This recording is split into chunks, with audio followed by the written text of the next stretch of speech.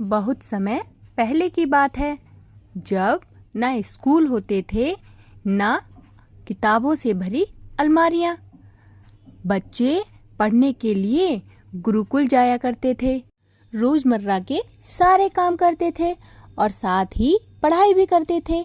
ऐसे ही एक सिद्धार्थ नाम का लड़का था। वह भी पढ़ाई करने के लिए गुरुकुल गया। गुरुकुल में सब साथ खेलते खाते थे और आश्रम का सारा काम भी करते थे। बस एक ही जगह थी जहाँ सिद्धार्थ अपने दोस्तों से पीछे छूट जाता था, वह थी पढ़ाई।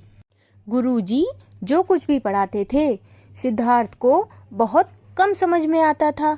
अक्षर, श्लोक, अर्थ सब कुछ सिद्धार्थ के लिए उलझे धागों की तरह था।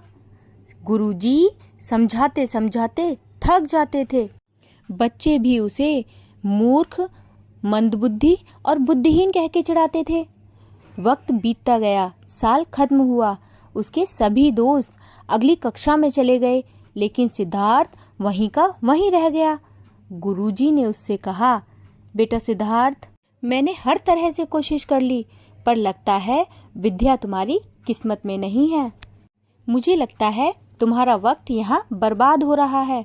तुम अपने घर चले जाओ और अपने माता पिता की खेती बाड़ी में मदद करो, शायद वही तुम्हारे लिए सही रहेगा। सिद्धार्थ यह सुनकर अगली सुबह वहाँ से चल दिया और जब रास्ते में पहुँचा तो उसे बहुत तेज प्यास लगी।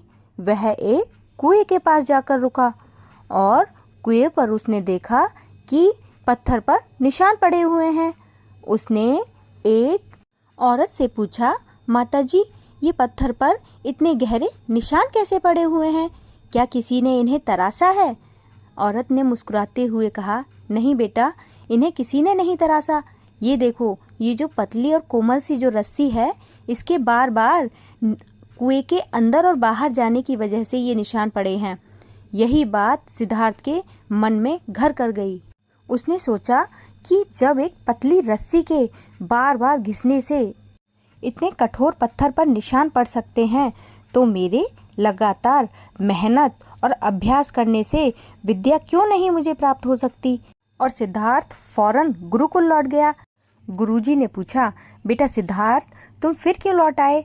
सिद्धार्थ ने कहा, गुरुजी, जब कुएं में बार बार रस्सी के आने जाने से पत्थर पर निशान पड़ सकते हैं, तो मेरे निरंतर अभ्यास से विद्या की छाप मेरे दिमाग पर जरूर पड़ेगी।